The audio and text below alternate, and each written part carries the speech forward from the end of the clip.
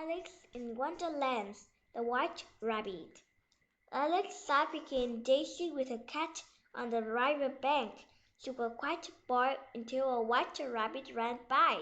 A rabbit isn't very exciting, but this rabbit wore a jacket and carried a pocket watch, and if that was trying nice, it spoke too. "Oh dear, I'm late," it says before jumping down a hole.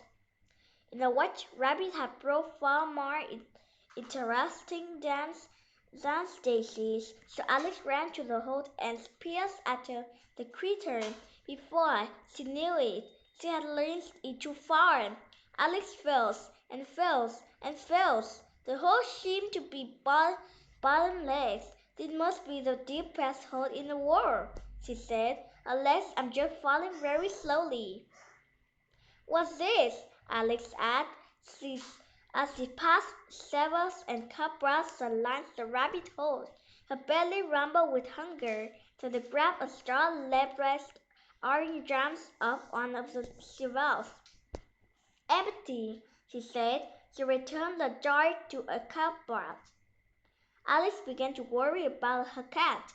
Her worry didn't last long because her through was interrupted when she crossed into the floor of the rabbit hole. She saw the white rabbit off in the distance. "Oh, my ears and whiskers! How late it's getting!" he called as she turned a corner. The creatures had disappeared into a hole full of doors. Alice tried to eat every one of the knocked doors. Alex tried it and every one of the doorknobs, but they were all locked. "What's that?" Alex says as she put inside a curtain. It contains a very small jewel with uneven sparkle case hold. On the table nearby sat a miniature golden key.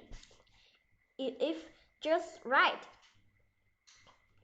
Alex opened the door and peered into a beautiful garden on the other side. They wanted to explore the bright flowers and cool fountains, but the door was too small to pass through. "Whatever am I to do?" Alex asked. "I can't stay in this hole of stuff forever." Alex looked around and spied a bottle sitting on the table. It hadn't been deposed. She put down the key and took a sip from the bottle. It had mixed flavor of cherry tart, custard, pineapple, roast turkey, stuffy hot butter toast. As soon as she swallowed, Alex started to shrink. "What a curry feeling!" Alex exclaimed. "I'm plenty small enough to fit through the door now," Alex said, but the door had closed and locked again. She looked up through the glass of the table and saw the key staring back at her. "Now what shall I do?" Alice said, trying her best not to cry. The scent of cake waved from under the table. It had been too small to night it before, but now Alex was so small that the cake seemed quite large. On the cake were the words, "Eat me." Alex took a big bite. As she swallowed, the grew bigger than she had ever been before. "Curious and curiouser," cried Alex. But now Alex was so big that even her head couldn't fit through the door to the garden. "What bad luck I have," she said.